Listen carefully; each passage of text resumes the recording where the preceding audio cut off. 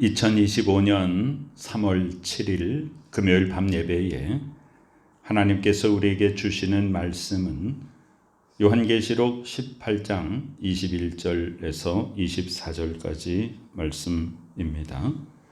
함께 봉독하겠습니다. 이에 한 힘센 천사가 큰 맷돌 같은 돌을 들어 바다에 던져 이르되 큰 성 바벨론이 이같이 비참하게 던져져 결코 다시 보이지 아니하리로다. 또 검은 곳 하는 자와 풍류하는 자와 퉁소 부는 자와 나팔 부는 자들의 소리가 결코 다시 내 안에서 들리지 아니하고 어떠한 세공업자든지 결코 다시 내 안에서 보이지 아니하고 또 맷돌 소리가 결코 다시 내 안에서 들리지 아니하고 등불빛이 결코 다시 내 안에서 비치지 아니하고 신랑과 신부의 음성이 결코 다시 내 안에서 들리지 아니하리로다. 너의 상인들은 땅의 왕족들이라. 네 복술로 말미암아 만국이 미혹되었도다. 선지자들과 성도들과 및 땅 위에서 죽임을 당한 모든 자의 피가 그 성 중에서 발견되었느니라 하더라. 아멘. 힘센 천사라고 나타나는 부분이 여기 말고도 두 군데가 있습니다. 계시록 5장 2절에 일곱 인으로 봉한 책을 가리키는 힘센 천사가 있고요. 또 10장 1절에 요한에게 예언한 책을 가져다 주는 그런 힘센 천사가 있습니다. 그래서 힘센 천사가 다시 나타났죠. 그래서 이것은 처음에 인봉이 되었다가 성취되는 예언의 말씀을 상징합니다. 21절은 예레미야 51장에 나타난 부분을 성취한 것입니다. 예레미야 51장 60절 이하에 보면 예레미야가 바벨론에 닥칠 모든 재난, 그 바벨론에 대해서 기록한 말씀을 책에 기록하고 이제 이 바벨론에 대한 말씀을 읽어라 하고 스라야에게 말하죠. 그래서 이 땅을 멸하여 사람이나 짐승이 거기에 살지 못하게 할 것이다. 영원한 폐허가 되리라. 이렇게 말씀하십니다. 물론 이 예레미야가 활동할 때의 바벨론은 실제 존재한 그 바벨론 제국을 말하는 것이고 요한계시록에 말하는 이 바벨론은 죄악의 본산, 죄악의 도성을 말합니다. 그러나 구약 성경의 이 바벨론 제국은 장차 영적으로 죄악의 본산인 그 바벨론이 같은 이름이잖아요. 그 죄의 근원입니다. 거기로부터 죄가 나오고 바벨론이 모든 열국들을 전부 미혹해서 함께 죄짓게 만드는 죄악의 뿌리죠. 그것을 멸하신다 는 것입니다. 그리고선 예레미야 51장 63절과 64절에 너는 이 책 읽기를 다한 후에 책에 돌을 메어서 유브라데 강 속에 던져라. 그러면서 뭐라고 말하냐면 바벨론이 나의 재난 때문에 이같이 몰락하여, 어떻게 몰락하여? 책에 돌을 메어가지고 강 속에 던져라. 오늘 계시록에 큰 성 바벨론이 어떻게 비참하게 던져진다. 어떻게요? 맷돌 같은 돌을 들어 바다에 던진다. 그래서 예레미야 51장에 기록된 바벨론 제국의 멸망이 요한계시록에 이르러서 영적인 죄악의 본산이 멸망하는 것을 선포하고 있습니다. 그래서 다시 일어나지 못할 것이다. 그들은 피폐할 것이다.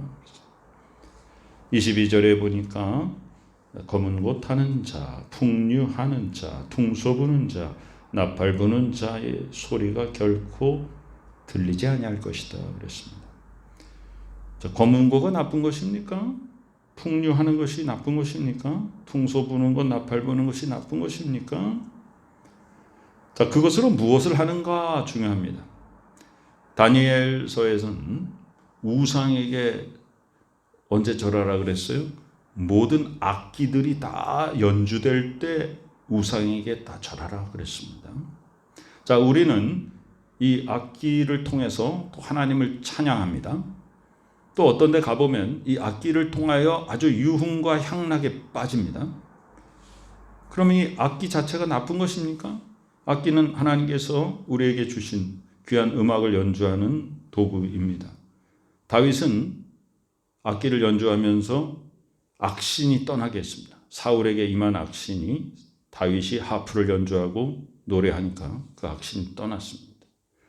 그래서 우리는 이 도구를 우리가 어떻게 사용하느냐가 굉장히 중요합니다. 지금 우리 사회는 정말 정보와 통신이 굉장히 발달을 넘어서서 너무나도 아주 복잡하게 그런 사회에 살고 있습니다. 그러면 우리가 인터넷을 사용하거나 인공지능을 사용하거나 그런 것이 죄악입니까? 아니면 그것이 선입니까? 그건 악도 아니고 선도 아닙니다. 선하게 사용하면 선의 도구가 되는 것이고 악하게 사용하면 악의 도구가 되는 것입니다. 그런데 오늘 22절에 모든 악기들, 여기 보면 현악기, 관악기 뭐 이런 거 다 이제 들리지 아니할 것이다. 그럼 어떤 것이에요? 이 바벨론이 이 악기들을 통하여서 죄 짓는 데 사용했다는 것입니다. 향락에 빠졌다는 것입니다. 사람들의 눈을 진리로부터 멀게 했다는 것입니다. 그래서 생각하지 못하게 하고 이런 향락적인 음악을 통해서 사람들의 영을 완전히 파괴시켜 놨어요. 또한 그 다음에 어떤 세공업자든지 결코 다시 내 안에서 보이지 아니하고, 세공업이라고 하는 것은 그냥 한 가지 예를 들면 보석을 가공하거나 그런 것이죠. 보석이 나쁜 것입니까? 금으로 뭘 만드는 것이 나쁜 것입니까? 그것으로 무엇을 하는가, 그게 중요한 것입니다. 자, 지금 우리 어떤 시대라고 말합니까?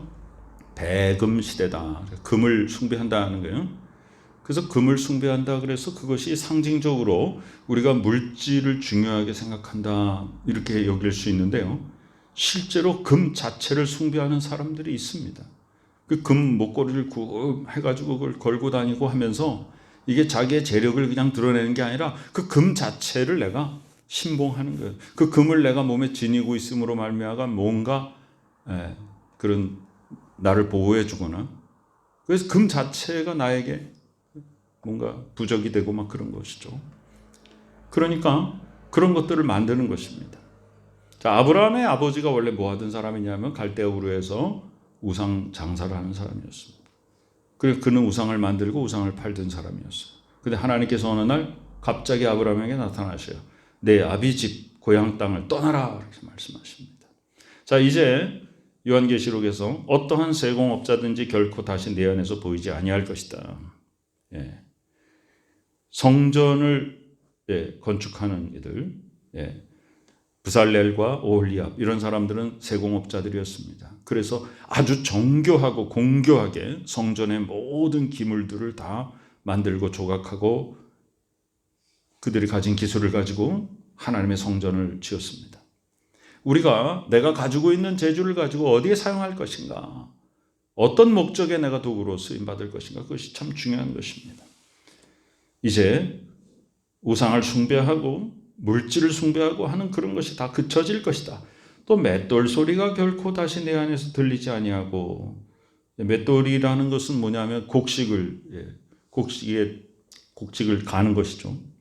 그래서 우리는 곡식을 갈아서 그것으로 음식을 만들어서 먹습니다. 그냥 벼를 껍질째 먹을 수가 없습니다. 탈곡을 해야 됩니다. 또 가루를 만들어서 또 밀가루로 국수도 만들고 빵도 만들고 이렇게 만들죠. 그 맷돌이 나쁠 것입니까? 그것을 통해서 무엇을 하느냐가 중요한 것입니다. 맷돌에 곡식을 갈아가지고 우상에게 바치고 그것으로 또한 향락을 즐기고 가난한 자들의 것을 빼앗아다가 더 배를 불리고 이런 것이 이제 그친다 그랬어요. 더 이상 사치와 향락에 빠질 수가 없게 되었습니다. 이사야서 14장 11절에 보면 내 영화가 아예 지옥에 떨어졌다. 내 비파 소리까지 다 떨어졌다. 소 고치는 기쁨이 그쳤다. 즐거워하는 자의 소리가 그쳤다. 수금 타는 기쁨이 그쳤다. 에스겔 26장에 보면 내가 내 노래 소리를 그치게 할 것이다. 수금 소리를 다시 들리지 않게 할 것이다. 전도서 12장에는 길거리 문들이 닫혀질 것이며 맷돌 소리가 적어질 것이며 음악하는 여자들은 다 쇠하여질 것이며, 이게 세상의 모든 향락과 먹고 마시며 즐기는 것을 중심으로 살아가는 것이 다 그친다 그랬어요. 또한 23절에 보면 등불빛이 결코 다시 내 안에서 비치지 아니하고, 우리가 깜깜한 밤에 인공위성에서 이렇게 비춰보면 아주 가난하고 못 사는 나라들은 깜깜하잖아요. 불을 안 켭니다. 그런데 부유한 나라들은 밤에도 막 불야성입니다. 자, 많은 사람들이 밤에 불을 켜놓고 그것이 문명이 발달했다라는 증거로 삼습니다. 자, 밤에도 뭔가 막 일을 하고 좋은 일도 합니다. 그러나 또 밤에 뭘 합니까? 그 밤에 유흥과 향락에 빠지고 범죄 가운데 사람들이 그에 휩쓸려 들어갑니다. 그 등불빛이 결코 다시 내 안에서 비치지 않게 할 것이다. 환락과 잔치의 불야성이 사라집니다. 신랑과 신부의 음성이 결코 다시 내 안에서 들리지 아니할 것이다. 예레미야 25장 10절에 보면 내가 그들 중에서 기뻐하는 소리와 즐거워하는 소리와 신랑의 소리와 신부의 소리와 맷돌 소리와 등불빛이 끊어지게 할 것이다 그랬어요. 이 세상에서 즐기는 것, 여러분 지금 얼마나 과소비하고 있고 얼마나 거품이 있고, 우리가 더 말씀 안 드려도 우리 잘 느끼고 있지 않습니까? 뭐가 중요한지 정말 중요한 것을 찾지 못하고 그 껍데기에 우리는 너무나도 많은 치장을 하고 거기에 물질을 들이고 남 앞에 어떻게 보이는가, 그것에 치중하고 있습니다. 시간이 갈수록 우리들의 사회는 점점 더 비정상적이고 바람직하지 않게 자꾸 바뀌고 있지 않습니까? 자꾸 허례허식하고 남에게 보이는 것을 중시하고, 그런 소리가 다 끊어지게 할 것이다 그랬어요. 예레미야서 16장에도 그래요. 만군의 여호와께서 이렇게 말씀하신다. 기뻐하는 소리, 즐거워하는 소리, 신랑의 소리, 신부의 소리, 이것을 내 목전에서 내 시대의 이곳에서 끊어지게 하리라 그랬어요. 신랑과 신부의 그 기뻐하는 소리가 끊어지게 하리라라고 하는 선포가 성경에 여러 곳에 있다는 것은 우리에게 굉장히 깊이 많은 것을 깨닫게 합니다. 우리들의 삶을 돌아보아야 됩니다. 무엇이 중요한 것인가, 그것을 돌아보아야 됩니다. 24절에 선지자들과 성도들과 및 땅 위에서 죽임을 당한 모든 자의 피가 그 성중에서 발견되었다. 바벨론은 이스라엘을 침략해서 성전을 불태운 나라입니다. 구약시대의 이 바벨론 제국은, 또 요한계시록에서 바벨론은 모든 사람들을 미혹해 가지고 죄짓게 하는 죄의 근본을 나타냅니다. 그런데 하나님께서 그 순교자의 피를 갚아주십니다. 선지자들과 성도들의 피가 어디서 발견되었어요? 바벨론 성에서 발견되었다는 것은 뭐냐면 이 바벨론이 믿는 자들을 다 죽였다는 것입니다. 그런데 하나님께서 갚아주시는 것입니다. 마태복음 23장 35절 36절에 보면 의인 아벨의 피로부터 성전과 제단 사이에서 너희가 죽인 바갈의 아들 사갈의 피까지, 그러니까 구약시대의 모든 순교자들의 피, 그 의로운 피가 다 너희에게 돌아가리라 라고 하는 것은 그 죄를 지은 자들이 흘린 피에 대한 핏값을 받을 것이다 그 말이에요. 내가 진실로 너에게 이루는 이것이 다 이 세대에 돌아가리라 그랬어요. 하나님께서 반드시 심판하십니다. 피 흘린 자들의 손 하나님께서 갚아주십니다.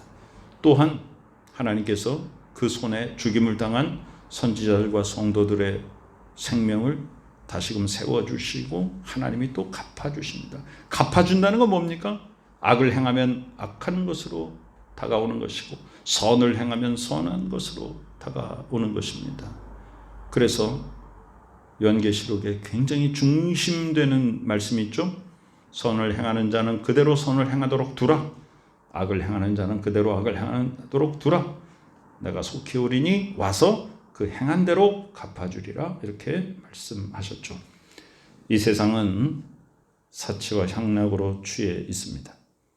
헐의 허식과 거칠에 남에게 보이는 것, 남에게 내가 무엇을 하고 있는지 보여주기 위해서 엄청난 돈을 씁니다. 그 속에서 그리스도인들은 어떻게 살아야 될 것인가? 세상에 편승해서 세상과 같이 살아가는 것이 아니라 우린 믿음의 정절을 지켜야 됩니다. 거룩한 삶의 열매를 맺어야 됩니다. 세상과 구별된 하나님의 자녀임을 우리의 삶을 통해서 만천하에 선포해야 됩니다. 세상 풍조를 따르지 아니하고 세상의 물질 만능주의, 성공 지향주의를 따르지 아니하고 거기에 영향받지 않고 세상의 가치관에 흔들리지 아니하고 오직 하나님의 말씀의 반석 위에 든든히 바로 서는 복된 우리 모두가 되시기를 간절히 축원합니다. 아멘. 하나님의 귀한 은혜 감사드립니다. 참으로 마지막 때가 온 것을 우리는 압니다. 하나님 알면서도 이 세상에 흘러가는 것을 우리가 어찌할 수 없는 악한 세대입니다. 그 속에서 우리 그리스도인들이 이 세상 흘러가는 대로 같이 묻어서 흘러가지 않도록 도와주시옵소서. 믿음의 털을 견고히 하며 믿음의 뿌리를 깊이 내리며 하나님 아버지 은혜를 따라 살아갈 수 있도록 주여 축복하여 주옵소서. 깨어있게 하여 주옵소서. 무엇이 진실이고 무엇이 거짓인지를 분명히 아는 영적인 분별력을 허락하여 주시옵소서. 이 시대를 이겨서 이 시대를 변화시켜서 하나님 앞에 올려드리는 그리스도의 능력을 행할 수 있도록 축복하여 주시옵소서. 지금은 우리 구주 예수 그리스도 귀하신 은혜와 하나님 아버지 크신 사랑하심과 성령님의 놀라운 역사심이 지금 이 시간에 오직 하나님의 말씀의 반석 위에 든든히 바로 서서 주님만 향하여 나아가는 복된 믿음의 식구들의 머리 위에 지금부터 영원까지 함께 계시옵기를 간절히 축원하옵나이다. 아멘.